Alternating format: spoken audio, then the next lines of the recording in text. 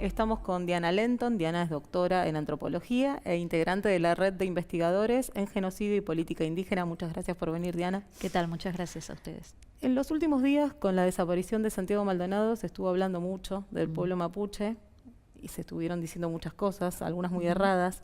La desaparición se da en el marco de un conflicto por tierras, Sí. de lo que se está hablando muy poco. ¿Cuál es este conflicto? Bueno, es un conflicto que viene desde hace mucho tiempo. Tiene que ver con una situación en el noroeste de la provincia de Chubut, donde están, entre otras, las estancias, lo más conocido, las estancias de Benetton. Es un lugar donde, el noroeste de la provincia de Chubut, donde hay muchísimas comunidades mapuches y tehuelches. Algunas son mapuche-tehuelche, es decir, que viven mapuches y tehuelches juntos. Tiene que ver con el lugar donde se estableció hace mucho tiempo el cacique Ñancuche, por ejemplo, que es uno de los más conocidos.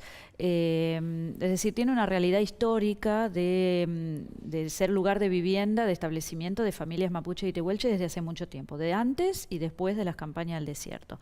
Lo que ocurre después de la campaña del desierto es que gran parte de esa tierra se remata, casi 1 millón de hectáreas, van a ser compradas por una compañía inglesa, que es la Compañía de Tierras del Sur, que lo que hacen es poner ovejas, ¿no? Sigue siendo igual hoy en día, sobre todo para la cría de ovejas. Entonces, ese lugar lo pierden los mapuche y los tehuelche, y luego, durante el siglo XX, en las últimas décadas, lo compró la compañía Benetton, ¿no? Se lo compra a esta compañía inglesa. En el momento en que se establece esa compañía inglesa ya venía, digamos, fallido la venta, ya fue, porque ya había leyes que prohibían, a partir de 1890, había legislación que trataba de impedir el latifundio. Entonces se prohibía, sobre todo, que compañías extranjeras pudieran comprar lotes pegados, ¿no?, de más de tantas hectáreas. Sin embargo, bueno, acá se las arreglaron para hacer la compra, y esa compra, además, todas esas compras de tierras ganadas en la campaña del desierto pasaban a través de la inmobiliaria de Adolfo Bullrich, que atendía desde sus oficinas, que son lo que hoy es el Patio Bullrich, ¿no? Pequeñas oficinas tenía. Entonces, bueno, estas ventas sirvieron para la expulsión de los mapuche y de los tehuelche de esos lugares, de los tehuelche también, porque hay gente que piensa, se da a creer esto, ¿no?, que los tehuelche serían anteriores y que después los mapuche y los tehuelche coexisten al mismo tiempo y siguen coexistiendo al día de hoy en los mismos territorios. Y también sirvió para el enriquecimiento de familias, ¿no?, que también existen hoy en día. Bueno, este apellido que mencionas recién, que tiene Sí. a 2 parientes en el Gabinete Nacional, una de Sí, ellas o más, en el o más Ministerio de parientes, Seguridad, sí. 2 al menos que portan Sí, 2 apellido. más conocidos, sí. Patricia Bullrich dijo en los últimos días, además, que hay un terrorismo mapuche y que está comprobado que ha sido financiado por organizaciones inglesas, y todo parte de un concepto que es el de entender al mapuche como un extranjero. ¿Qué le Sí. contestamos a esto? Bueno, hay una cuestión, primero, como que se hizo tradicional, un relato tradicional en el nacionalismo argentino, que es la del mapuche extranjero, ¿no? Y se repite hasta el cansancio que los mapuches en realidad no son originarios del territorio. Bueno, eso no es cierto. Hay muchísimas crónicas y documentos de sacerdotes, comerciantes, militares, argentinos y extranjeros que recorrían la Patagonia y que contaban con quienes se iban encontrando, y se iban encontrando con los loncos, con los caciques mapuches y tehuelches que estaban habitando la Patagonia. Es decir, no es cierto que vienen de Chile. Lo que sí hay es una presencia, tanto en Chile como en Argentina, de población mapuche, que en Chile es más abundante. Porque lo que sucedió con las campañas al desierto es que tuvieron como distintas políticas. La campaña al desierto en Argentina tendió a expulsar, y muchas familias argentinas, digamos, familias mapuches que residían en Argentina, o en lo que luego iba a ser Argentina, porque en ese momento no era, se escapan y se establecen en Chile.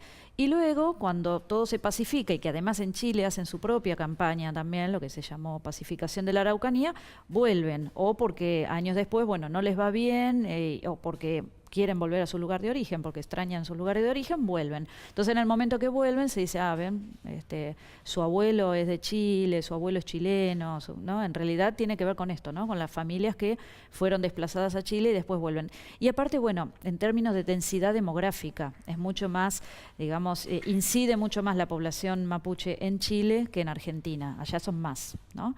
Y además se han conservado las comunidades, ¿no? Más ancestrales, mientras que como la política, ya te digo, del lado argentino fue vaciar el territorio, entonces las pocas comunidades a las que se les otorgó algún espacio de tierra fue siempre o casi siempre en lugares que no eran los propios, los mandaron más al oeste o más al sur porque la idea era despejar todo el terreno que fuera apto para la agricultura y para la ganadería, dejarlo vacío.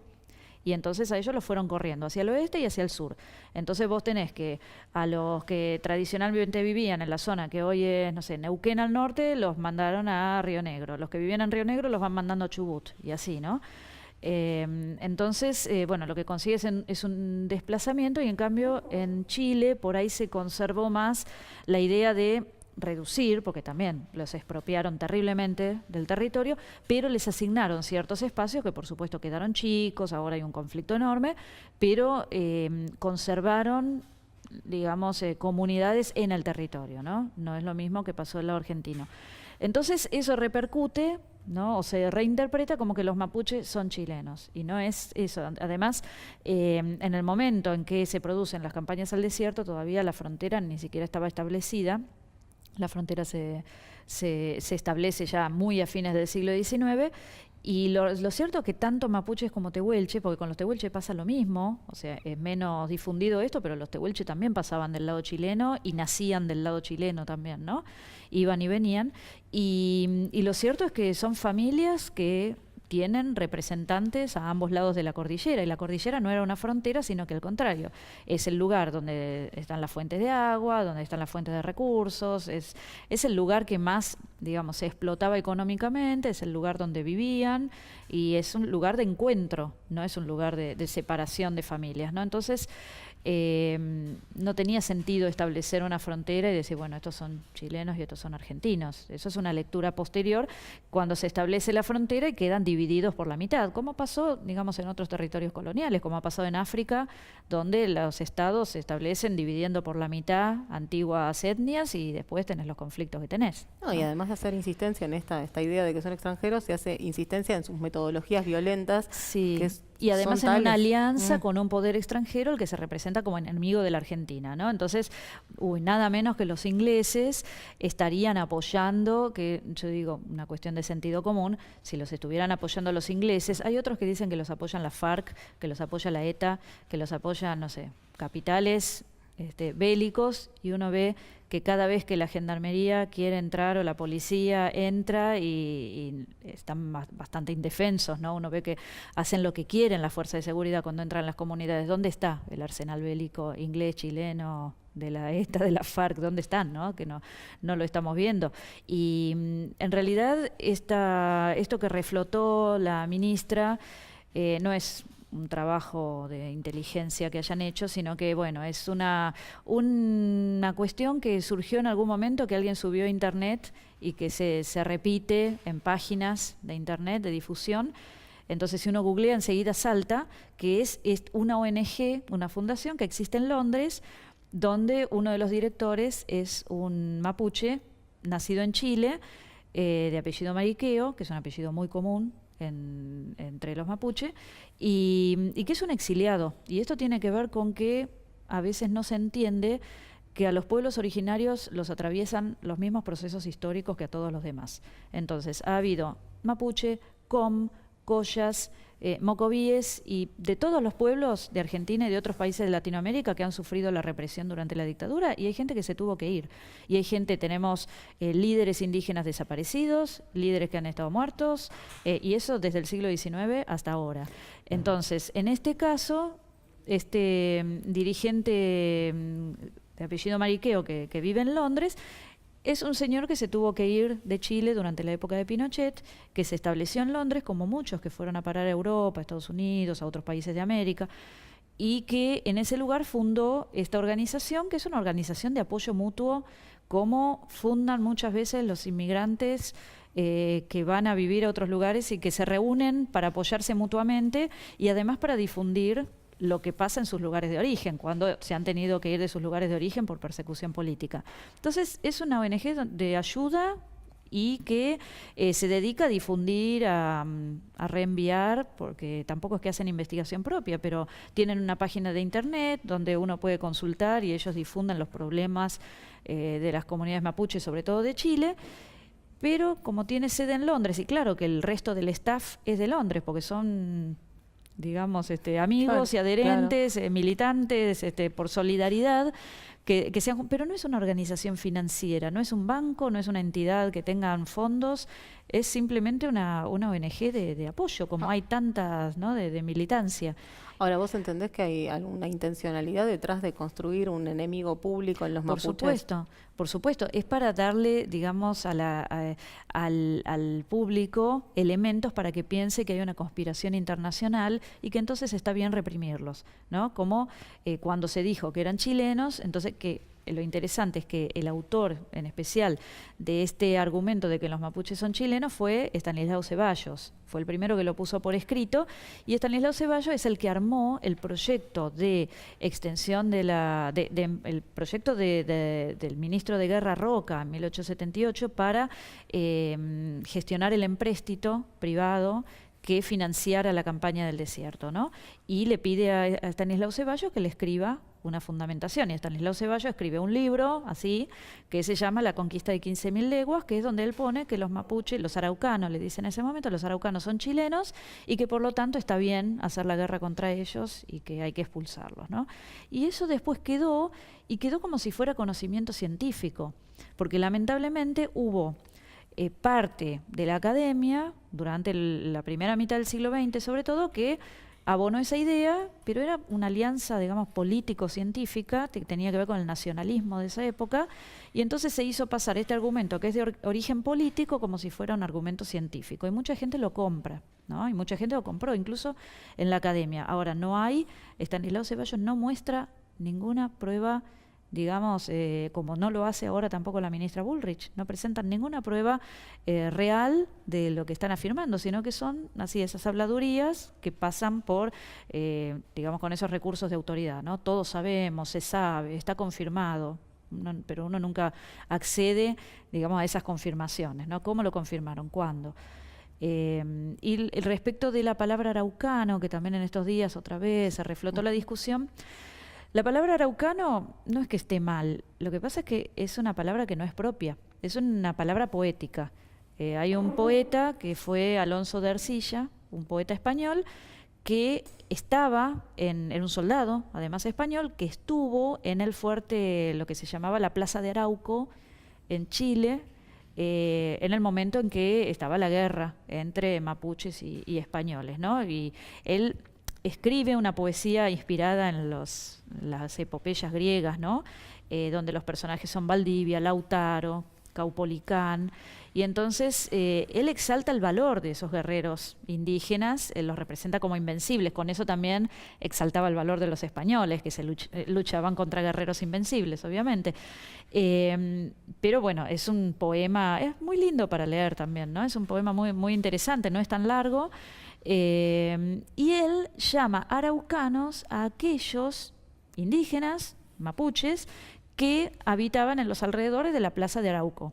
Y después, por extensión, a todo el pueblo, los españoles le empiezan a decir araucanos. Yo hago la similitud. Pero no es una palabra propia.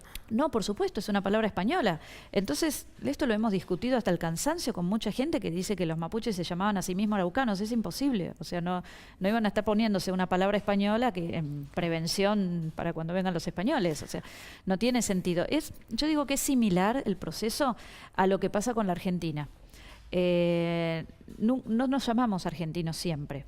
Está el poema de Del Barco Centenera, que habla de la Argentina, porque Argentina viene de argentum, que es la plata en latín. Claro. Entonces está el Río de la Plata, estaba el camino que hacían los españoles para buscar la plata, entonces esto era el camino de la Argentina. Y después lo que eran las Provincias Unidas del Río de la Plata se empezó a llamar Argentina, pero no podemos suponer que toda una población ancestral, anterior, fueran a llamarse argentinos. Digamos, está bueno que uno tenga como nación un nombre poético, pero hay que saber, digamos, de dónde viene, y además hay que saber si uno accede. Acá hubo un consenso en que dejáramos de ser las Provincias Unidas del Río de la Plata y nos llamemos argentinos. En algún momento se decidió, pero los mapuches no aceptaron ese cambio de nombre, y hay que respetar los nombres que se da cada uno. Reflotar esta discusión sobre los araucanos y los mapuches son o no argentinos, ¿habla de un cambio de política en relación a los pueblos originarios desde la asunción de Cambiemos? Y yo creo que tiene que ver con una política favorable a la represión, ¿no? Y al ser favorable a la represión, por más que se hable de diálogo todo el tiempo, va a favorecer discursos que sean, digamos, no propensos ni a la discusión ni a la crítica, estos discursos que bajan así como en bloque, que son difíciles de ¿cómo decirlo? Son difíciles de acceder, ¿no? Porque bajan así como monolíticos, y que tienen que ver con una actitud en lo político también, ¿no? Ninguna apertura al debate, lo que eran los valores de integración, de interculturalidad, están totalmente afuera, ¿no? Y nosotros tenemos que empezar a entender que por más que durante mucho tiempo se propuso, se creyó que la Argentina iba a ser un país cada vez más blanco, que acá había un crisol de razas, pero el crisol de razas está propuesto para la inmigración, pero lo indígena y lo africano quedó afuera de ese crisol de razas, y que cada vez íbamos a ser más blancos. La historia te muestra otra cosa. O sea, pueblos que nosotros dábamos por extinguidos, los huarpe, los charrúa, que nos enseñaban en la escuela que estaban extinguidos, ahora aparecen en los censos y son un montón. Entonces, tenemos 38 comunidades, 38 pueblos indígenas en el territorio nacional, mucho más de lo que se reconocían antes. Y esto tiene que ver con que hubo políticas de reconocimiento que permitieron, no que por eso hay indígenas, sino que los que eran pertenecientes a pueblos originarios ahora lo pueden decir. Antes se lo tenían que callar, pero no es que no estuvieran, porque evidentemente la transmisión de las costumbres, la transmisión de la lengua se hizo dentro de las casas, por ahí no se hacía de manera pública, la gente afuera negaba su origen indígena, pero dentro de las casas se estaba transmitiendo las costumbres, si no, no las podríamos tener ahora. Entonces, hay que saber que somos un país diverso.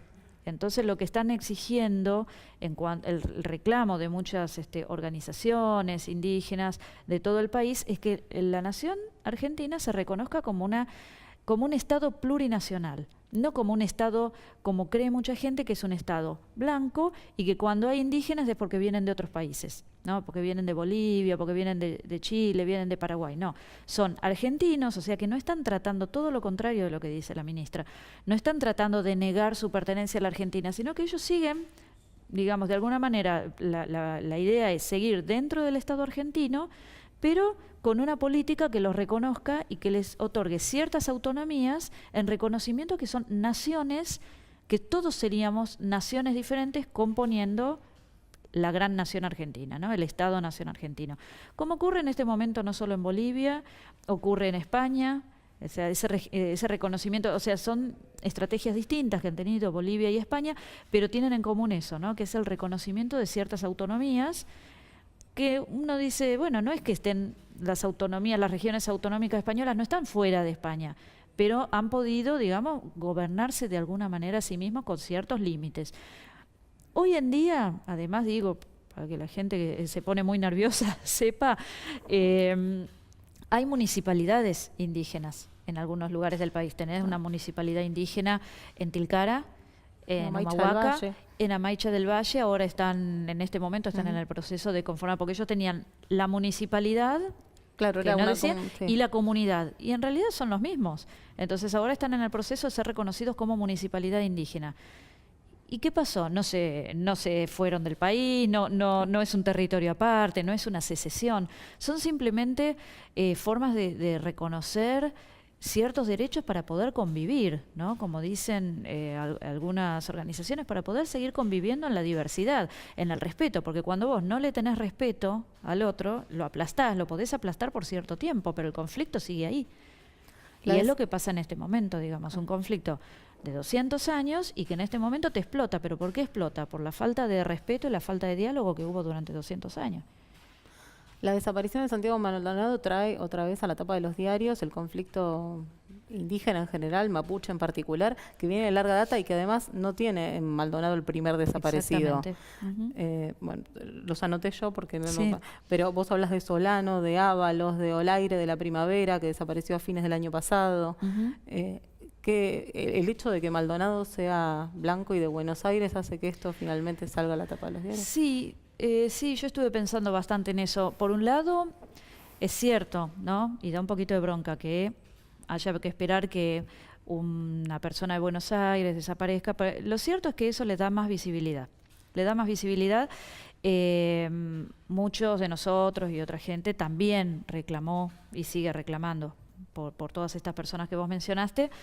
El tema es que, bueno, le da más visibilidad y hace que por ahí los medios de comunicación, sobre todo los medios de comunicación hegemónicos, buena parte de los sectores políticos, se metan en un tema que no se meten, sino, evidentemente hay una cuestión, ¿no?, de ciudadanos de primera o de segunda, lamentablemente, pero por otro lado también yo pensaba esto, ¿no? Tampoco digamos, no subestimar lo que está pasando con Maldonado, porque si bien no es el primero que desaparece, pero en este caso, digamos, hubo un despliegue, y eso hay que prestar atención, hubo un despliegue de fuerzas de seguridad de las que participó el jefe de gabinete del Ministerio de Seguridad, que no es lo que pasó, por ejemplo, en el caso de Daniel Solano. Daniel Solano es un muchacho salteño que estaba trabajando en la industria de la fruta en Río Negro y había pedido, no sé si, no lo tengo bien, pero sí un aumento de sueldo, o sea, estaba reclamando por alguna cuestión y, bueno, ese parece que fue su pecado, desapareció con probada complicidad policial, ¿sí? A él estaba en un lugar, lo chuparon y está demostradísimo por todos lados que es con complicidad policial y con complicidad del Poder Judicial y del Poder de Gobierno, que no terminan de hacer las investigaciones que hay que hacer. Incluso hay un lugar donde se sospecha que está el cuerpo y que no lo están revisando porque, no sé, qué están esperando. Pero no tenías ahí directamente al Ministerio de Seguridad haciéndolo desaparecer. Sí tenés fuerzas de seguridad de la provincia, ¿no? Y que es también lo que ha pasado en otras comunidades mapuche donde han desaparecido mapuches, que todavía al día de hoy se están reclamando, en Río Negro. En Chubut también pasó algo por el estilo.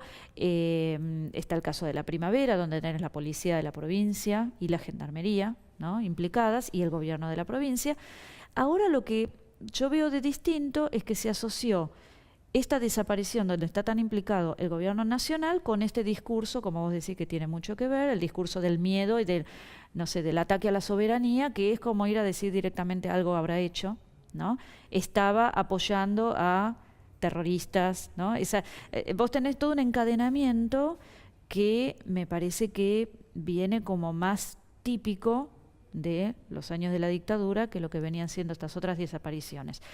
Y además, también lo que venía pensando es que al ser la desaparición un apoyo, y yo me estoy acordando de algo que se dijo también, ¿te acordás con las chicas francesas? Sí. Violadas y muertas en Salta, que también eran de una ONG, que estaban investigando, nunca lo terminamos de saber, pero aparentemente era una ONG de apoyo a comunidades indígenas. O sea, lo que también te está diciendo esta desaparición es que los apoyos, y yo no tengo ninguna duda, que cuando la policía o la gendarmería ve al muchacho blanco que saben que está, o sea, con más bronca también lo van a agarrar, ¿no? Y esto tiene que ver con la represión de la solidaridad. Porque vos tenés la represión de la protesta, la represión del discurso público y también la represión de la solidaridad. Es obvio que hoy día la solidaridad no está siendo bien vista por este gobierno en ningún nivel, ¿no?